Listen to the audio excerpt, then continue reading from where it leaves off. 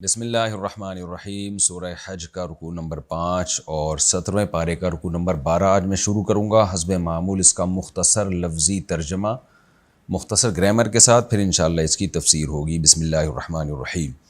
وَلِكُلِّ أُمَّةٍ اور ہر امت کے لیے، جعلنا ہم نے بنایا ہے، منسکن قربانی، یعنی قربانی کا جانور اور قربانی کا حکم۔ منسک اصل میں ہر حکم کو کہتے ہیں، نسک کہتے ہیں یعنی حکم کو، اور مناسک اس کی جمع آتی ہے۔ جیسے حدیث میں آتا ہے نا، خذوا عنی مناسککم، اپنے جو حج کے احکام ہیں وہ مجھ سے سیکھو۔ مناسک حج کا لفظ آپ نے سنا ہوگا، لیکن یہاں مخصوص حکم مراد ہے، وہ ہے قربانی، چونکہ اس سے پہلے آیتوں میں بھی قربانی کا تذکرہ چل رہا ہے، اس کے بعد والی آیتوں میں بھی۔ وَلِكُلِّ أُمَّةٍ جَعَلْنَا مَنْسَكًا، ہر امت کے لیے ہم نے قربانی کا ایک حکم بنایا ہے، یعنی قربانی کے جانور کو متعین کیا ہے تاکہ اس پہ قربانی کریں۔ آگے اس کی حکمت کیا ہے؟ لِيَذْكُرُوا اسْمَ اللَّهِ، تاکہ لوگ اللہ کا نام لیں، عَلَىٰ مَا رَزَقَهُمْ، ان جانوروں پر جو اللہ نے ان کو دیے ہیں، مِن بہیمۃ الانعام، یعنی وہ جانور جو چوپائے ہیں۔ بہیمۃ الانعام کا پہلے میں اس کی ڈیٹیل میں بیان کر چکا ہوں۔ بہائم یعنی جانوروں کو کہا جاتا ہے، انعام چوپایوں کو۔ تو جانور جو چوپائے ہیں، یعنی اور چوپایوں سے بھی مخصوص چوپائے مراد ہیں، 4 قسم کے جانور۔ تو اللہ تعالیٰ کہتے ہیں ہم نے ہر امت کے لیے یہ مخصوص قسم کے جانور قربانی کے لیے بنائے ہیں، تاکہ یہ لوگ ان جانوروں پر جو اللہ نے ان کو بطور رزق کے دیے ہیں ان پر اللہ کا نام لیں۔ فَإِلَٰهُكُمْ إِلَٰهٌ وَاحِدٌ، پس تمہارا معبود ایک ہی معبود ہے۔ فَلَهُ أَسْلِمُوا، اسی کے لیے فرما بردار بنو۔ اسلم یسلم، اسلامن کا معنی اپنے آپ کو سپرد کر دینا، یعنی اسی کے سپرد رکھو اپنے آپ کو۔ وَبَشِّرِ الْمُخْبِتِينَ، اور اے نبی آپ خوشخبری سنا دیجئے سر جھکانے والوں کو۔ اخبات کا معنی ہوتا ہے اخبتوا الی ربہم، پہلے یہ لفظ گزر چکا ہے، کسی کے سامنے سر جھکا لینا، مکمل اپنے آپ کو اس کے حوالے کر دینا۔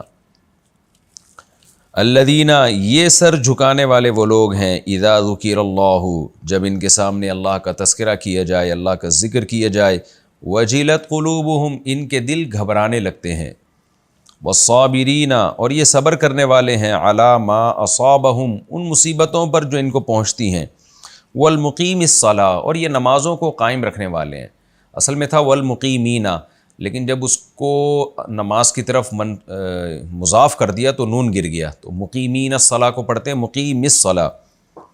وَمِمَّا رَزَقْنَاهُمْ، اور جو رزق ہم نے ان کو دیا ہے اس میں سے، ينفقون، یہ خرچ کرتے ہیں۔ والبدن، عربی میں بدنہ کی جمع بدن آتی ہے، یہ اونٹ کو کہا جاتا ہے، بڑے جانور کو۔ دیگر ائمہ کے نزدیک اس کا اطلاق صرف اونٹ پر ہوتا ہے، احناف کے نزدیک اس کا اطلاق اونٹ اور گائے دونوں پر ہوتا ہے، یعنی بڑا جانور۔ آپ نے سنا ہوگا کہ یہ جو طواف زیارت کسی سے ناپاکی کی حالت میں ہو جائے تو بدنہ لازم ہے اس کے اوپر، یہ لفظ سنا ہوگا، یعنی اونٹ یا گائے لازم ہے۔ اور دم، چھوٹا جب کوئی جنایت ہوتی ہے تو دم لازم آتا ہے، یعنی دم سے مراد چھوٹا جانور لازم آتا ہے، بکرا یا دمبا۔ والبدن، اور جو بڑا جانور ہے، جعلناہا لکم، ہم نے بنایا ہے اس کو تمہارے لیے، من شعائر اللہ، اللہ کے شعائر میں سے۔ شاعر کیا مطلب؟ وہ چیز جس کو دیکھ کے اللہ یاد آ جائے، جو اللہ کی گویا علامت بن جائے، یعنی اللہ کی یاد کو زندہ رکھنے کا، اللہ کی یاد کو باقی رکھنے کا، اللہ کا تذکرہ رکھنے کا ایک ذریعہ بنایا ہے ہم نے ان بڑے جانوروں کو۔ تفسیر میں ڈیٹیل آئے گی انشاءاللہ۔ فَإِذَا وَجَبَتْ جُنُوبُهَا، وجب یجب وجوباً کا معنی واجب ہونا، ثابت ہونا۔ جنوب جم کی جمع ہے، جم کہتے ہیں پہلو کو۔ فَإِذَا وَجَبَتْ جُنُوبُهَا، اب لفظی ترجمہ تو یہ ہوگا جب اس بڑے جانور یعنی اونٹ کا پہلو ثابت ہو جائے۔ تو یہ اصل میں کنایا ہے، جب اونٹ کو آپ نہر کرتے ہیں اور وہ دھڑام سے زمین پہ گرتا ہے تو اس کا پہلو زمین پہ ثابت ہو جاتا ہے، یعنی زمین پہ گر جاتا ہے۔ تو اس کا ہم لفظی ترجمہ کریں گے جب وہ پہلو کے بل گر پڑے، اور یہ کنایا ہے موت سے، یعنی جب وہ مر جائے۔ فَكُلُوا مِنْهَا، تو اس میں سے خود بھی کھاؤ، وَأَطْعِمُوا الْقَانِعَ، اور ان لوگوں کو بھی کھلاؤ جو قناعت کرنے والے ہیں، یہاں قناعت سے مراد ہے مانگتے نہیں ہیں۔ وَالْمُعْتَرْ، اعترار، وہ فقیر جو ظاہر کرتا ہو اپنے فقر کو، تو یعنی جو مانگ کے بتاتا ہو کہ میں فقیر ہوں، یعنی نہ مانگنے والے فقیر کو بھی دو اور مانگنے والے فقیر کو بھی دو۔ کذالک سخرناها لکم، اس طرح ہم نے اس کو مسخر کر دیا ہے تمہارے لیے، لعلکم تشکرون، تاکہ تم شکر ادا کرو۔ لن ینال اللہ لحومها، نالا ینال نیلن، نیل کسی چیز کو حاصل کرنا، کئی بار یہ لفظ آ چکا ہے، لحم گوشت کو کہتے ہیں۔ لن ینال اللہ لحومها، نہیں پہنچتا ان جانوروں کا لحم اللہ تعالیٰ کو، گوشت نہیں پہنچتا۔ ولا دماؤها، دم کی جمع دماء آتی ہے، دم خون کو کہتے ہیں، اور نہ ان جانوروں کا خون پہنچتا ہے۔ ولیکن، لیکن، ینالہ، اللہ کو پہنچتا ہے، التقوی منکم، تمہاری طرف سے جو تقوی ہے، جس تقوی کے جذبے سے تم نے قربانی کی ہے وہ جذبہ پہنچتا ہے۔ کذالک سخرھا، اس طرح سے اللہ نے ان جانوروں کو مسخر کر دیا، لکم، تمہارے لیے، لتکبروا اللہ، تاکہ تم اللہ کی بڑائی بیان کرو، علی ما ہداکم، اس راستے پر جو اللہ نے تم کو سکھایا، یعنی اس ہدایت پر جو اللہ نے تم کو دی ہے، اللہ نے جو تم کو توفیق دی ہے، اس توفیق پر تم اللہ کی کبریائی بیان کرو۔ وبشر المحسنین، اور اے نبی آپ خوشخبری سنا دیجئے اچھا عمل کرنے والوں کو۔ اچھے عمل میں اخلاص بھی داخل ہے، اس لیے بعض لوگوں نے کہا اخلاص کے ساتھ عمل کرنے والوں کو۔ ان اللہ، بے شک اللہ تعالیٰ، یدافع، دفاع کرے گا، عن الذین آمنوا، ایمان والوں کی طرف سے، یعنی مشرکین کے شر کو، ان کی آزمائشوں کو دور کرے گا۔ دفاع دفاع عن فلان کا مطلب ہوتا ہے فلاں کی طرف سے دفاع کرنا، دفاع سے نکلا، دفاع کہتے ہیں دور کرنا، اردو میں بھی کہتے ہیں نا دفاع ہو جاؤ یہاں سے، تو کسی بھی چیز کو دور کرنا۔ تو اللہ تعالیٰ مشرکین کے شر کو ایمان والوں کی طرف سے دور کرے گا۔ ان اللہ، بے شک اللہ تعالیٰ، لا یحب، پسند نہیں کرتے، کل خوان، ہر خیانت کرنے والے، کفور، اور ناشکرے کو۔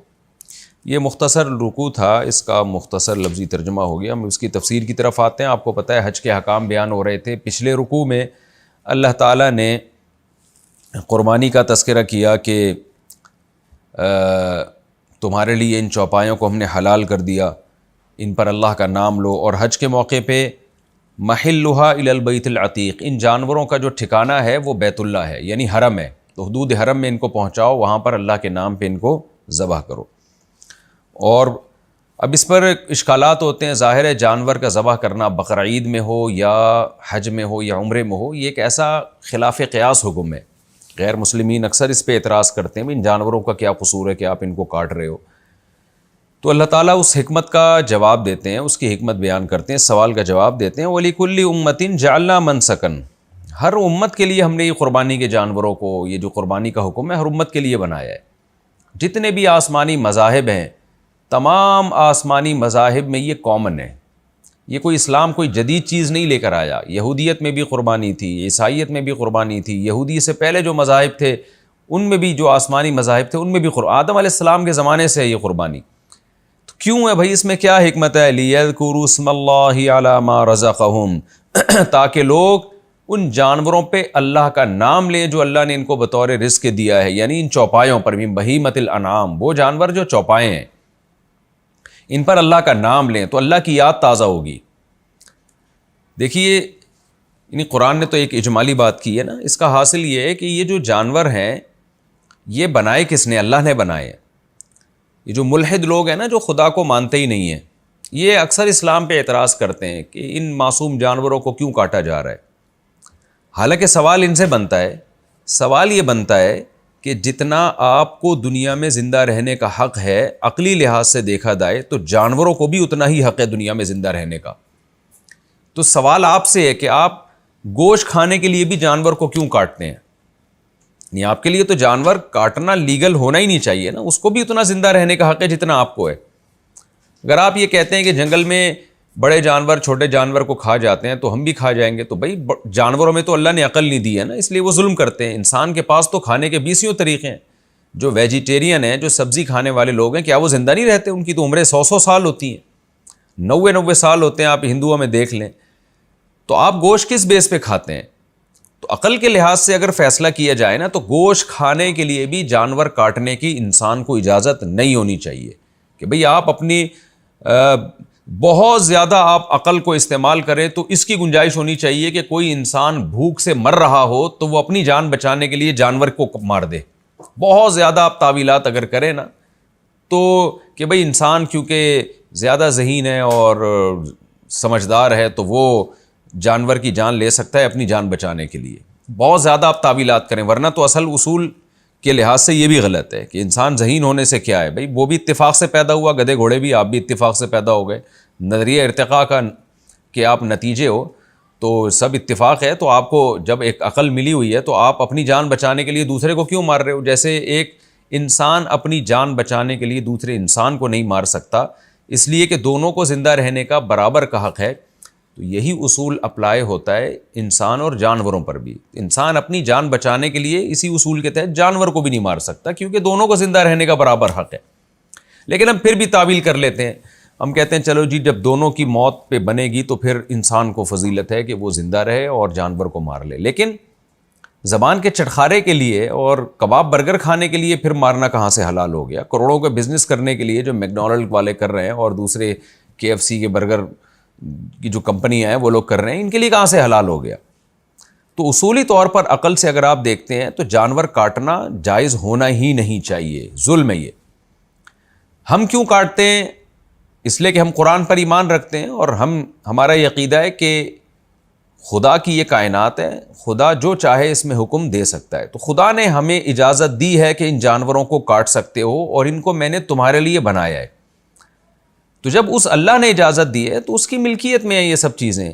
اب اگر ہم اس کی پرمیشن سے کاٹیں گے تو یہ ظلم نہیں ہوگا. اب یہ ظلم نہیں ہوگا کیونکہ جس نے بنایا ہے وہ ویسے بھی تو موت دے سکتا ہے نا، وہ تو صبح شام زندگی بھی دیتا ہے، موت بھی دیتا ہے. تو اس نے ہمارے ہاتھوں کہہ دیا کہ تم ذبح کرو اس کو، تمہارے ہاتھوں اس کی موت ہے اور تمہارے فائدے کے لیے میں کہہ رہا ہوں. تو جو اسلام کو، یہودیت کو یا عیسائیت کو فالو کرتے ہیں ان کے پاس تو ایک دلیل ہے کہ خدا نے ہمیں آسمانی کتابوں میں اجازت دی اور ہمارا ایمان ہے کہ یہ خدا کی نازل کردہ کتاب ہے اور اس پر ہمارے پاس دلائل ہے. تو اب یہ فلسفہ آپ کی سمجھ میں آئے گا نا تو پھر یہ بات خود بخود سمجھ میں آئے گی کہ پھر اللہ جیسے انسانوں کی خوراک کے لیے ان کو اجازت دیتا ہے ان جانوروں کو کاٹ سکتے ہو، اللہ اپنی یاد تازہ رکھنے کے لیے بھی آرڈر دے سکتا ہے کہ تم قربانی دو، ان جانوروں کو کاٹو، یہ بتانے کے لیے کہ جب خدا حکم دے گا تو ہمیں گوشت کی ضرورت نہ بھی ہو ہم پھر بھی کاٹیں گے ان کو، اس لیے کہ ہم اللہ کے حکم کے سامنے اپنے سر کو جھکانے والے لوگ ہیں. وبشر المخبتین میں یہی اشارہ ہے، آگے آ رہا ہے لیکن جو سر کو جھکاتے ہیں ان کو خوشخبری سنا دیں. اور اس کی سب سے بڑی دلیل اس کی یعنی مثال اس فلسفے کو سمجھانے کی وہ یہ ہے کہ جانوروں کا تو قصور نہیں ہوتا، لیکن اسماعیل علیہ السلام کا کیا قصور تھا؟ اللہ نے ابراہیم علیہ السلام کو حکم دیا کہ اپنے بیٹے اسماعیل کو حرم میں لے جا کے کاٹ دیں، آپ ذبح کر دیں. جو لبرل لوگ ہیں جو خدا کو نہیں مانتے ان کے نزدیک تو 100% ظلم ہے یہ کہ باپ اپنے 7 سال کے معصوم بچے کو ذبح کر رہے اپنے ہاتھوں سے. لیکن ابراہیم علیہ السلام کا یہی عمل ان کے خلیل اللہ ہونے کا ذریعہ بن گیا کہ اپنے بیٹے کو اپنے ہاتھ سے ذبح کرنے کے لیے لے گئے. وجہ کیا ہے بھائی؟ ایک انسان جب کسی انسان کو حکم دیتا ہے کہ اس بچے کو کاٹ ڈالو تو آپ کے لیے اجازت نہیں ہے. ریاست اگر آپ کو حکم دے گی اس بچے کو کاٹ ڈالو، آپ کے لیے اجازت نہیں ہے اس کی. لیکن جب خدا حکم دے گا تو خدا کے آگے کچھ بھی نہیں ہے، وہ ویسے بھی تو مار سکتا ہے نا اس بچے کو. تو خدا پھر جب گاڈ نے جب حکم دے دیا تو اس کو اللہ ماننا اور خدا ماننے کا مطلب یہ ہے کہ آپ پھر کریں جو وہ حکم دے رہے، ورنہ اس کی علامت ہے کہ آپ اس کو اللہ مانتے نہیں ہیں، آپ اس کو خالق اور کریٹر مانتے نہیں ہیں، آپ مالک مانتے نہیں ہیں. اسی وجہ سے قربانی کے بارے میں صحابہ نے جب پوچھا یا رسول اللہ یہ قربانی کیا ہے تو آپ صلی اللہ علیہ وسلم نے فرمایا سنت ابیکم ابراہیم، یہ تمہارے باپ ابراہیم کی سنت ہے. یعنی ابراہیم نے تو اللہ کے سامنے کوئی اشکال نہیں کیا، اللہ نے کہا کہ بیٹے کو کاٹ ڈالو، ابراہیم نے کہا کاٹ ڈالوں گا اور بیٹا بھی تیار ہو گیا. تو اسی کو یاد تازہ کرانے کے لیے جانوروں کو ذبح کیا جاتا ہے کہ ہمیں ان پہ بھی ترس آتا ہے. ہمارا دل نہیں کرتا ان جانوروں کے گلے پہ چھری چلائیں، ہمارا دل نہیں کرتا اس کو نہر کریں. ابھی ایک صاحب آئے، اونٹ پالا ہوا تھا، ان کو اتنی محبت ہو گئی، کہتے ہیں جس دن میں قربانی والے دن اس کو ذبح کر رہا تھا، نہر کر رہا تھا، میں نے کہا اللہ اگر تیرا حکم نہ ہوتا میں اس کو کبھی نہر نہ کرتا. تو نے مجھ سے قربانی مانگی ہے کہ اپنی محبوب چیز اور اللہ کا حکم، تو اللہ کا حکم زیادہ محبوب ہے، یہ مخلوق زیادہ محبوب ہے. تو جب ہمیں اللہ کا حکم محبوب ہے تو پھر ہم ان جانوروں پہ اللہ کا نام لیتے ہیں، اور اللہ کا نام لینے میں بھی یہ حکمت ہے، بسم اللہ اللہ اکبر پڑھ کے جو ذبح کرتے ہیں تو اشارہ کر رہے ہوتے ہیں بھائی ہمیں یہ جانوروں پہ حکومت نہیں ہے کہ ہم ان کی گردنیں کاٹیں، جتنا ان کو زندہ رہنے کا حق ہے ہمیں بھی ہے، لیکن اس خدا کے نام سے ہم ان کو کاٹ رہے ہیں، یہ بتانے کے لیے کہ ہم اس کے حکم کے پابند ہیں، اس کی پرمیشن نہ ہوتی ہم نہ کاٹتے۔ یہی وجہ ہے کہ جہاں پرمیشن نہیں ہے وہاں نہیں کاٹتے۔ صحابہ نے بعض دفعہ مرغیوں کو نشانے بازی سیکھتے تھے، مرغی کو باندھ کے نا تیر چلاتے تھے تاکہ نشانے درست کریں۔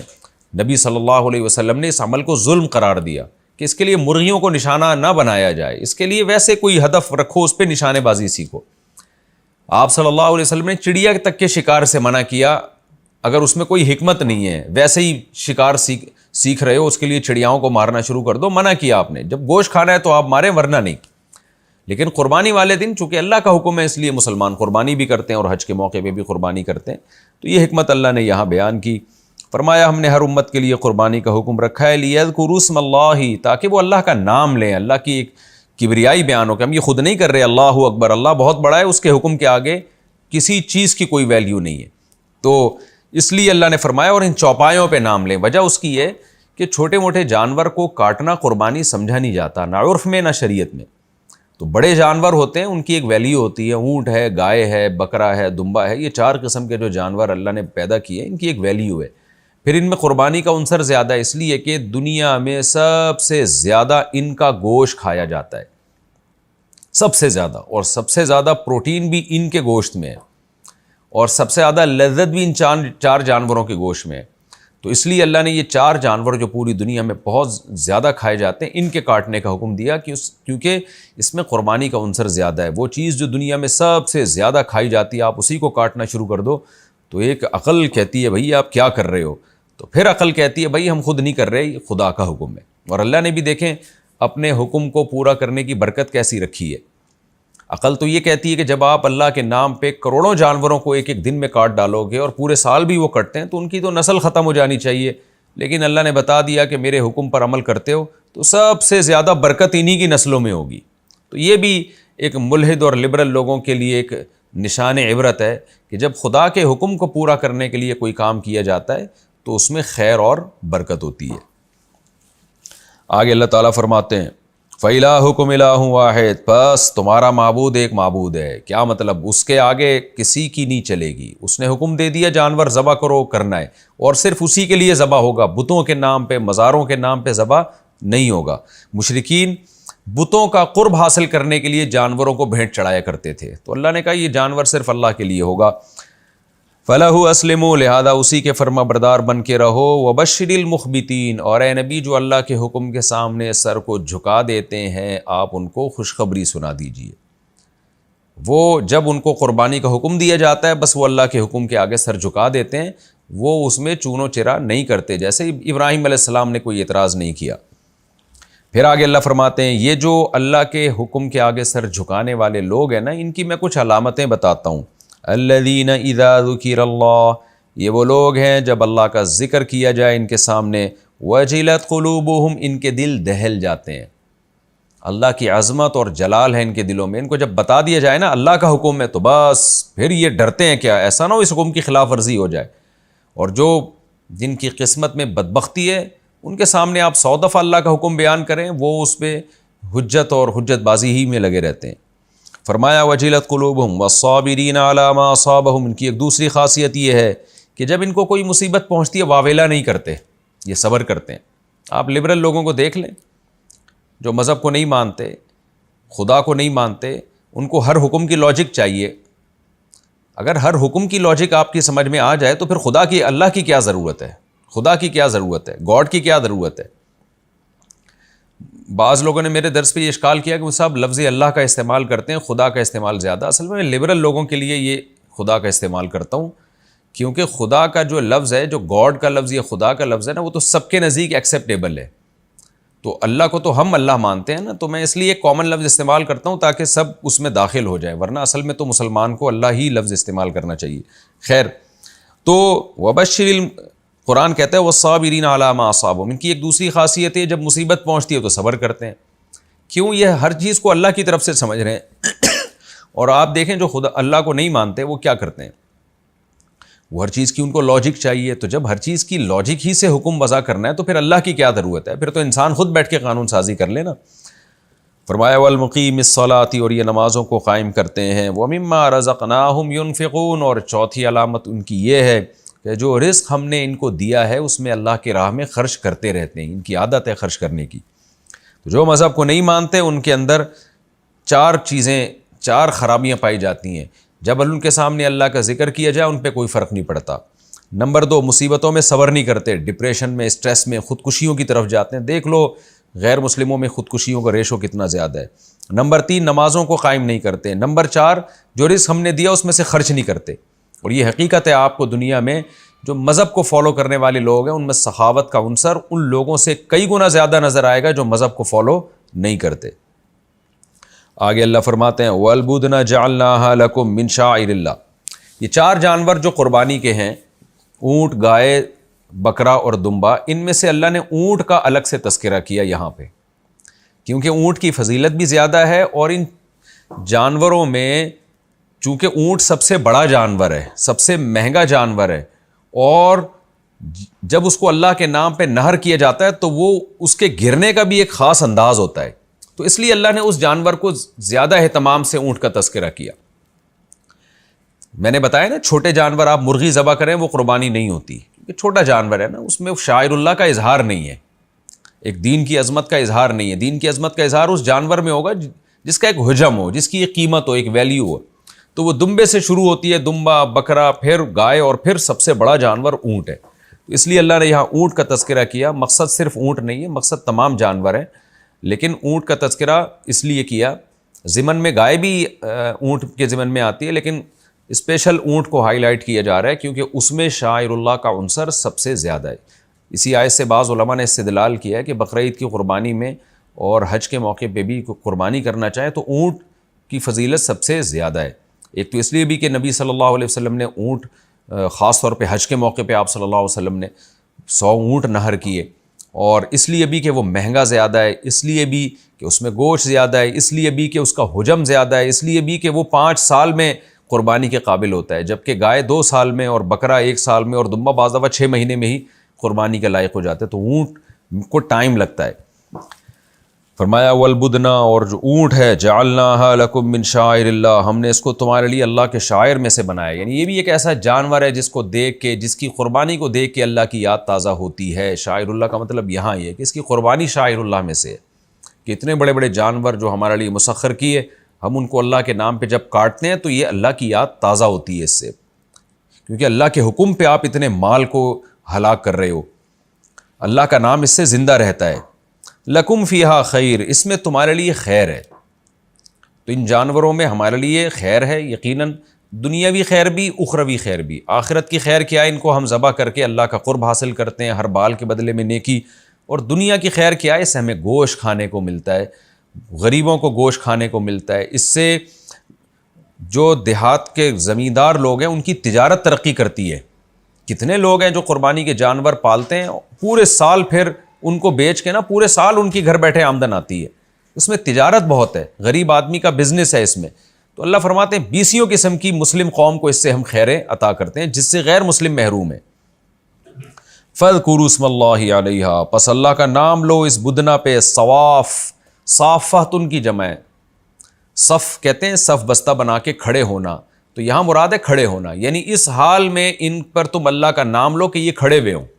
تو اونٹ کو چونکہ افضل یہی ہے کہ اس حال میں نہر کیا جائے کہ وہ کھڑا ہوا ہو، یہ افضل طریقہ ہے، تو اس لیے اللہ نے فرمایا کہ اس حال میں اس پر اللہ کا نام لو کہ یہ کھڑا ہوا ہو، یعنی اس میں شاعر اللہ زیادہ ہے۔ تبھی علماء کا اجماع ہے کہ اونٹ کو نہر کرنا افضل ہے، کھڑے کھڑے آپ اس کو ذبح کریں گے تو اس میں شاعر اللہ کا اظہار زیادہ ہے، اللہ کے نام پہ اس کو نہر کیا جاتا ہے، وہ دھڑام سے گرتا ہے زمین کی طرف، تو اس میں ہر لحاظ سے افضل اس لیے کہ نمبر 1 ذبح کرنے والے کے لیے آسانی، ورنہ آپ گائے کو دیکھیں نا، چاروں ٹانگیں باندھی جاتی ہیں، اس کو گرایا جاتا ہے، ٹائم لگتا ہے، اس میں جانور کو بھی زیادہ تکلیف، انسانوں کو بھی تکلیف۔ جبکہ اونٹ کو آپ سنت عمل یہ ہے کہ ایک ٹانگ اس کی باندھ دی جائے، اگلی والی دونوں میں سے، دائیں یا بائیں میں سے ایک باندھ دی جائے تاکہ وہ زیادہ دور بھاگ نہ سکے، تو آپ اس کو کھڑے کھڑے نہر کریں گے، اس میں نہر کرنے والے کے لیے آسانی ہے، جانور کو بھی کم سے کم تکلیف ہے، کیونکہ جب اس کے یہاں نرم جگہ پہ چھرا مارا جاتا ہے نا تو ایک دم بلڈ پورا جو ہے وہ طاقت اور قوت کے ساتھ اس کا نکلتا ہے، تو جتنی جلدی جسم سے خون نکلے گا اتنی جلدی جانور کو تکلیف کا احساس کم سے کم ہوگا، کیونکہ خون جسم میں ہے تو احساسات ہیں، جیسے ہی خون نکل گیا احساسات ختم ہو گئے، تو جانور کو بھی اس میں کم تکلیف ہے، اور انسان کے لیے نہر کرنا بھی آسان ہے، اور خون بھی زیادہ نکلتا ہے نہر کے نتیجے میں۔ تو قربانی کا جانور ذبح جو ہم نے کرنے کا حکم ہے، اس کا ایک بڑا مقصد یہ بھی ہے کہ خون اور گوشت الگ ہو جائے، یعنی گوشت جو ہے یہ خون سے بالکل پاک اور صاف ہو جائے۔ اس لیے نے فرمایا تم اس پر اللہ کا نام لو اس حال میں کہ یہ کھڑے ہوئے ہوں۔ فَإِذَا وَجَبَتْ جُنُوبُهَا، پس جب یہ پہلو کے بل گر پڑیں، یعنی ان کی موت واقع ہو جائے، فَكُلُوا مِنْهَا، تو اس میں سے خود بھی کھاؤ، وَأَطْعِمُوا الْقَانِعَ، اور غریبوں کو بھی کھلاؤ۔ اور غریبوں کی دو قسمیں ہیں، ایک قناعت کر کے گھروں میں بیٹھتے ہیں، لوگوں کے سامنے ہاتھ نہیں پھیلاتے، اور دوسرے لوگوں کے سامنے ہاتھ پھیلاتے ہیں۔ تو اگر کوئی مستحق ہو تو چاہے وہ ہاتھ پھیلا رہا ہو یا نہ پھیلا رہا ہو، دونوں کو دو، لیکن اللہ نے ان کا ذکر پہلے کیا جو قناعت کرتے ہیں، جو ہاتھ نہیں پھیلاتے، ان کو بھی کھلاؤ۔ کذالک سخرناها لکم، اس طرح دیکھو ہم نے ان جانوروں کو مسخر کر دیا، تمہارے تابع بنا دیا، ورنہ یہ اونٹ کو کون تابع بنا سکتا تھا، بیل کو کون تابع بنا سکتا تھا، یہ تو ہم سے طاقتور ہیں۔ اللہ کہتے ہیں ہم نے ان کو تمہارے تابع بنا دیا، لعلکم تشکرون، تاکہ تم شکر ادا کرو۔ تابع بنانے میں یہ چیز بھی داخل ہے کہ ہم نے ان کو کاٹنے کی تمہیں اجازت دے دی، اب یہ تمہارے فائدے کے لیے، اگر ہم اجازت نہ دیتے تو تم نہیں کھا سکتے تھے، تمہارے لیے کسی دلیل کی بیس پہ ان کے گوشت کھانے کی اجازت نہیں ہوتی، پھر کس دلیل کی بیس پہ تم یہ نہیں کھاتے ان کو۔ آگے اللہ فرماتے ہیں لَن يَنَالَ اللَّهَ لُحُومُهَا وَلَا دِمَاؤُهَا، ان جانوروں کا گوشت اور خون اللہ کو نہیں پہنچتا، جیسے کہ ظاہر ہے اللہ کو کیا کرنا ہے گوشت اور خون لے کے، لیکن پہنچتا کیا ہے، وَلَٰكِن يَنَالُهُ التَّقْوَىٰ مِنكُمْ، اللہ کو تمہاری طرف سے جو تقویٰ ہے وہ پہنچتا ہے۔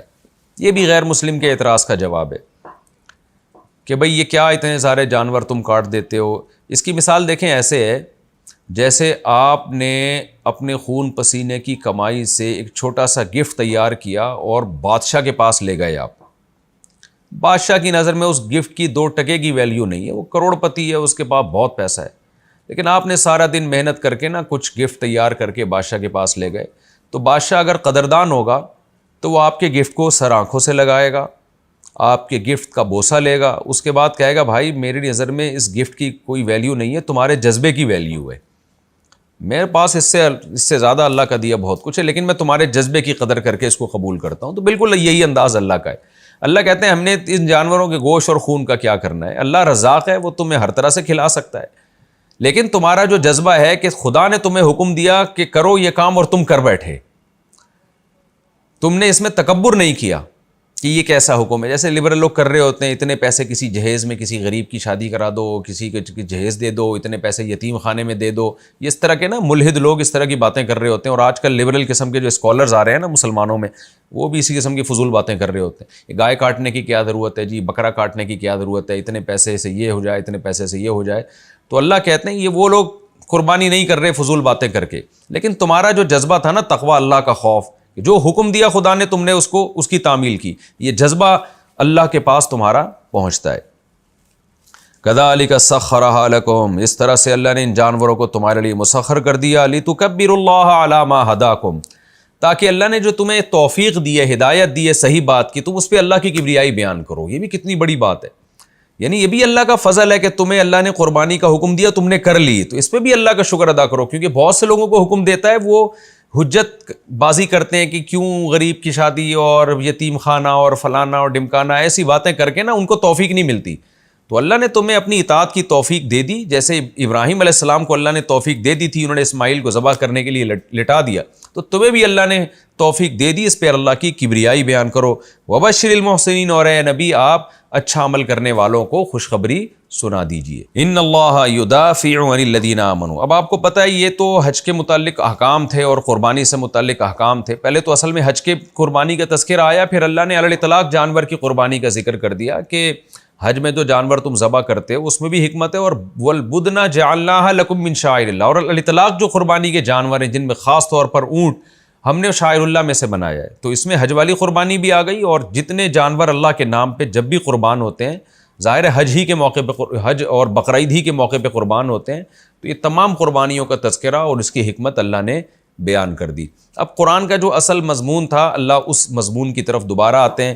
وہ مضمون یہی تھا کہ رسول اللہ صلی اللہ علیہ وسلم مشرکین مکہ کو توحید کی دعوت دیتے تھے، اور یہ جو حج کی بات آئی بیچ میں، کیونکہ صلح حدیبیہ کے حکام چل رہے تھے، انہوں نے حج سے روکا تھا، مشرکین مکہ نے نبی صلی اللہ علیہ وسلم کو حج سے نہیں عمرہ کرنے سے روکا تھا، تو عمرے کی بات آئی، پھر اس کے ضمن میں اللہ تعالیٰ نے حج کے حکام بیان کر دیے۔ اب چونکہ حدیبیہ میں مسلمان محصور ہو گئے تھے اور بند ہو گئے تھے، تو بیت اللہ آنے سے روک دیا، بیت اللہ کی اللہ نے عظمت بیان کی۔ اب دوبارہ اسی اصل مضمون کی طرف اللہ تعالیٰ لوٹتے ہیں کہ جو مشرکین کی شرارتیں ہیں، یہ اللہ تعالیٰ ان شرارتوں کا دفعیہ کر دے گا، اہل ایمان کو اللہ تعالیٰ اہل ایمان کی مدد کرے گا۔ وہ مدد کی بات اور جو مسلمانوں کو تسلی کی بات ان آیات سے شروع ہو رہی ہے۔ پھر اگلے رکوع میں جہاد کا تذکرہ ہے، جب اگلا رکوع شروع ہوگا تو انشاءاللہ پھر اس کے ضمن میں بتاؤں گا۔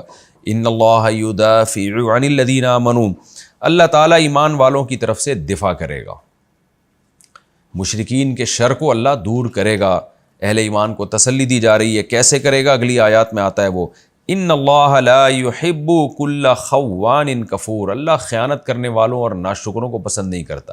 یہ مشرکین خیانت بھی کرتے ہیں، کیونکہ معاہدہ توڑ دینا یہ بھی خیانت ہے، صلح حدیبیہ کا معاہدہ بھی انہوں نے توڑ دیا تھا، اور ناشکرے بھی ہیں۔ تو اللہ تعالیٰ ان لوگوں کو پسند نہیں کرتا، جو یہ بہت بڑی ناشکری ہے نا کہ آپ ایک خدا پر ایمان نہ رکھیں۔ تو اللہ اہل اسلام کا ساتھ دے گا، جو کافر ناشکرہ ہے اللہ اس کا ساتھ نہیں دے گا۔ تو یہ مسلمانوں کو اللہ نے تسلی دی ہے۔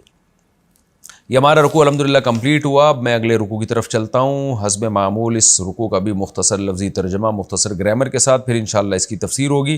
وقت ہمارا تھوڑا ہے تو میرا خیال ہے کہ صرف اس کا ترجمہ ہی ہو سکے گا۔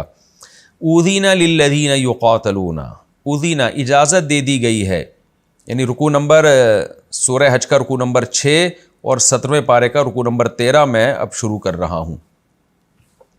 اذین للذین یقاتلون، اجازت دے دی گئی ہے، اذین یأذن کا معنی اجازت دینا، اذین اجازت دے دی گئی، پیسو وائس، للذین ان لوگوں کو، یقاتلون جن سے قتال کیا گیا، یعنی مسلمانوں سے مشرکین نے قتال کیا نا، تو ان مسلمانوں کو اجازت دے دی گئی ہے، بِأَنَّهُمْ ظُلِمُوا، بسبب اس بات کے کہ ان پر ظلم کیا گیا ہے، یعنی مسلمانوں کو اجازت دے دی گئی ہے۔ کس چیز کی اجازت دے دی گئی ہے؟ یہ چونکہ واضح تھا اس لیے بیان نہیں کیا گیا، یعنی ان کو بھی قتال کی اجازت دے دی گئی ہے۔ تو اذن للذین یقاتلون، ان لوگوں کو اجازت دے دی گئی ہے جن سے قتال کیا جا رہا ہے، یعنی مشرکین ان پر حملے کر رہے ہیں، تو ان مسلمانوں کو بھی اجازت دے دی گئی ہے کس چیز کی؟ قتال کی، للقتال، یہ یہاں محذوف ہے۔ کیوں اجازت دے دی گئی ہے؟ بِأَنَّهُمْ ظُلِمُوا، بسبب اس بات کے کہ ان پہ ظلم کیا گیا ہے۔ وَإِنَّ اللَّهَ عَلَىٰ نَصْرِهِمْ لَقَدِيرٌ، اور بے شک اللہ ان کی مدد پر قدرت رکھتا ہے، یعنی اللہ نے بتا دیا کہ اللہ ایمان والوں کی اب قتال کی اجازت دے دی اور مدد بھی کرے گا۔ الذین، یہ وہ ایمان والے لوگ ہیں جن کو قتال کی اجازت دی جا رہی ہے، اخرجوا من دیارہم، جن کو اپنے گھروں سے نکالا گیا ہے، بغیر حق، بغیر حق کے، یعنی ناحق نکالا گیا ہے، الا ان یقولوا، سوائے اس بات کے کہ یہ کہا کرتے تھے، ربنا اللہ، کہ ہمارا رب اللہ ہے، یعنی صرف اس بات پہ ان کو نکالا گیا ہے۔ ولولا دفع اللہ الناس بعضهم ببعض، اور اگر اللہ کا، ولولا کا معنی کیا ہوتا ہے؟ یہ بات نہ ہوتی، اگر یہ بات نہ ہوتی، کیا بات نہ ہوتی؟ دفع اللہ الناس، کہ اللہ تعالیٰ دفع کرتا لوگوں کو، بعضهم ببعض، ان میں سے بعض کو بعض کے ذریعے، یعنی اگر یہ بات نہ ہوتی کہ اللہ بعض کو بعض کے ذریعے دفع کرتا، دفع کرنے سے مراد ہے لڑائی کے ذریعے، یعنی اللہ جب لوگوں کو اجازت دیتا ہے قتال کی، تو گویا اللہ ایک قوم کی تلوار کو دوسرے کی تلوار کے ذریعے دفع کرتا ہے، یعنی لڑوا کے اللہ ایک قوم کے شر کو ختم کرواتا ہے۔ تو یہ بات اگر نہ ہوتی تو پھر نتیجہ کیا نکلتا؟ لہدم الصوامع، برباد کر دیے جاتے عیسائیوں کے گرجا گھر۔ صومعہ کہتے ہیں جو راہب لوگ ہوا کرتے تھے نا، عبادت گزار، جو عبادت خانہ بنائے کرتے تھے جس میں بیٹھ کے اللہ اللہ کرتے تھے، اس کو صومعہ، جس کی جمع صوامع، اور بیعہ کی جمع، بیعہ چرچ کو کہتے ہیں جو عام عبادت گاہ ہوتی ہے عیسائیوں کی۔ صلوات، یہ یہودیوں کا عبادت گاہ، اس کو عربی میں صلوات کہا جاتا ہے، اور مساجد مسلمانوں کی مسجدیں۔ تو اللہ تعالیٰ فرماتے ہیں، اب ترجمہ دیں، ہدمت کا معنی ہدم، ہدم کہتے ہیں نا گرا دینا، اور حدم یحدب کا معنی اور زیادہ مضبوطی سے گرا دینا، ہدمت تباہ و برباد کر دیا جانا، ہدمت یعنی پیسو وائس ہے، فعل مجہول ہے۔ اب آپ دیکھیں ترجمہ دوبارہ سمجھیں، اگر یہ بات نہ ہوتی دفع اللہ الناس بعضهم ببعض، کہ اللہ بعضوں کو بعض کے ذریعے دفع کرتا، یعنی اللہ تعالیٰ لوگوں کو لڑائی کی اجازت دے کے کرتا یہ ہے کہ ایک قوم کو دوسری قوم کے شر سے بچاتا ہے، تو اگر اللہ یہ بات نہ ہوتی، یعنی اللہ اس کی لوگوں کو پرمیشن ہی نہ دیتا کہ لڑو اور صرف امن ہی سے رہنے کا حکم دیتا، تو پھر نتیجہ کیا نکلتا؟ لہدم الصوامع، کہ نہ عیسائیوں کے چرچ میں، نہ راہبوں کی عبادت گاہیں محفوظ رہتی، وبیع، اور نہ چرچ محفوظ رہتے، وہ بھی تباہ و برباد کر دیے جاتے۔ یعنی جو لبرل لوگ ہیں نا، جو مذہب کے ہمیشہ سے مخالف رہے ہیں، وہ زمین پہ اللہ کی عبادت ہونے ہی نہیں دیتے، وہ آتے اور بموں کے استعمال اور تلواروں کے استعمال سے دنیا کو تہس نہس کر دیتے۔ تو اللہ نے لڑنے کی اجازت مذہبی لوگوں کو ہمیشہ سے دی ہے تاکہ ان عبادت گاہوں کی حفاظت ہو۔ تفسیر میں اس کی مزید ڈیٹیل آئے گی، ابھی تو اتنی تفسیر ترجمہ سمجھانے کے لیے ضروری تھی، اس لیے میں نے کی۔ ومساجد، اور مسجدیں بھی تباہ کر دی جاتی، وہ مسجدیں یذکر فیہا اسم اللہ کثیرا، جن مسجدوں میں اللہ کا کثرت سے نام لیا جاتا ہے۔ وَلَيَنْصُرَنَّ اللَّهُ، اور ضرور بھی ضرور اللہ مدد کرے گا، من، ان لوگوں کی، ینصرہ، جو اللہ کی مدد کریں گے، یعنی اللہ کے دین کی مدد کریں گے۔ ان اللہ لقوی عزیز، بے شک اللہ طاقتور اور غالب ہے۔ الذین ان مکناہم فی الارض، یہ وہ لوگ ہیں جن کو اللہ جب غالب کرے گا، یہ وہ لوگ ہیں ان مکناہم، مکن یمکن تمکینا کا معنی ٹھکانہ دینا، کہ اگر ہم ان کو زمین میں ٹھکانہ دے دیں، اقاموا الصلاۃ، یہ نماز قائم کریں، وآتوا الزکاۃ، یہ زکوٰۃ دیں، وامروا بالمعروف، نیکی کا حکم دیں، ونہوا عن المنکر، برائی سے روکیں، وللہ عاقبۃ الامور، اور ہر امر کا انجام اللہ کے ہاتھ میں، للہ، اللہ کے اختیار میں۔ وَإِن يُكَذِّبُوكَ، اور اگر اے نبی یہ لوگ آپ کا انکار کریں، فَقَدْ كَذَّبَتْ قَبْلَهُمْ، تو ان سے پہلے انکار کر چکی ہے، قوم نوح وعاد وثمود، قوم نوح بھی، عاد بھی اور سمود بھی، وقوم ابراہیم وقوم لوط، ابراہیم کی قوم نے بھی انکار کیا، لوط کی قوم نے بھی، واصحاب مدین، مدین والوں نے بھی، وَكُذِّبَ موسیٰ، اور موسیٰ کا بھی انکار کیا گیا۔ فَأَمْلَيْتُ لِلْكَافِرِينَ، تو کافروں کو میں نے مہلت دی، املا یملی، املان کا معنی مہلت دینا، ثم اخذتهم، پھر میں نے ان کو پکڑا، فکیف کان نکیر، نکیر بھی کہتے ہیں عذاب کو، نکیر سے یہاں تھا اصل میں نکیری، یا کو حذف کر دیا، تو کیسا ہوا میری پکڑ کیسی ہوئی؟ فکأی من قریۃ، پس کتنی ہی بستیاں ایسی ہیں، اہلکناہا، جن کو ہم نے ہلاک کیا، وہی ظالمۃ، جبکہ وہ ظالم تھیں، فہی خاویۃ علی عروشہا، پس وہ اوندھی پڑی ہیں اپنی چھتوں کے بل، عرش چھت کو کہتے ہیں، عروش اس کی جمع، یعنی اپنی چھتوں کے بل وہ بستیاں اوندھی پڑی ہیں۔ وَبِئْرٍ مُعَطَّلَةٍ، اور کتنے ہی کنویں ایسے ہیں جو معطل ہو چکے ہیں، وَقَصْرٍ، اور کتنے ہی محلات ایسے ہیں، مشید، جو مضبوط تھے، چونے اور قلعی سے ان کو مضبوط کیا گیا تھا، وہ بھی کیسے تباہ و برباد ہوئے۔ افلم یسیروا فی الارض، تو کیا یہ زمین میں چلتے پھرتے نہیں ہیں، فتکون لہم قلوب، کہ پھر ان کے دل ہوتے، یعقلون بہا، جن سے یہ سمجھتے، او آذان، یا ان کے کان ہوتے، یسمعون بہا، جن سے یہ سنتے، فإنہا، یہاں ضمیر شان کہلاتی ہے، پس بات یہ ہے، لا تعمل ابصار، آنکھیں اندھی نہیں ہوتی، ولکن تعمل قلوب، وہ دل اندھے ہو جاتے ہیں، التی فی الصدور، جو سینوں میں چھپے ہوئے ہیں، ویستعجلونک بالعذاب، اور یہ عذاب کی جلدی کرتے ہیں، ولن یخلف اللہ وعدہ، اللہ ہرگز اپنے وعدے کی خلاف ورزی نہیں کرے گا، وإن یوم عند ربک، اور تیرے رب کے نزدیک ایک دن، کألف سنۃ، 1000 سال کے برابر ہوگا، مما، ان دنوں کے حساب سے، تعدون، جو تم شمار کرتے ہو، عد یعد کا معنی شمار کرنا، جو دن تم دنیا میں شمار کرتے ہو اس حساب سے 1000 سال کا ہوگا۔ وَكَأَيٍّ مِّن قَرْيَةٍ، اور کتنی ہی بستیاں ایسی ہیں، أَمْلَيْتُ لَهَا، جن کو میں نے مہلت دی، وَهِيَ ظَالِمَةٌ، جبکہ وہ ظالم تھیں، ثُمَّ أَخَذْتُهَا، پھر میں نے ان بستیوں کو پکڑا، وَإِلَيَّ الْمَصِيرُ، اور میری ہی طرف لوٹ کر آنا ہے۔ تو یہ ہمارے سورہ حج کا رکوع نمبر 6 اور 13 جو ہے، اس کا لفظی ترجمہ ہو گیا مختصر گرامر کے ساتھ۔ میں اب انشاءاللہ اگلے ایپیسوڈ میں سورہ حج کا رکوع نمبر 6 اور 17ویں پارے کا رکوع نمبر 13 اس کی تفسیر شروع کروں گا انشاءاللہ۔ اللہ تعالیٰ سمجھنے کی، عمل کی توفیق عطا فرمائے۔ وما علینا الا البلاغ۔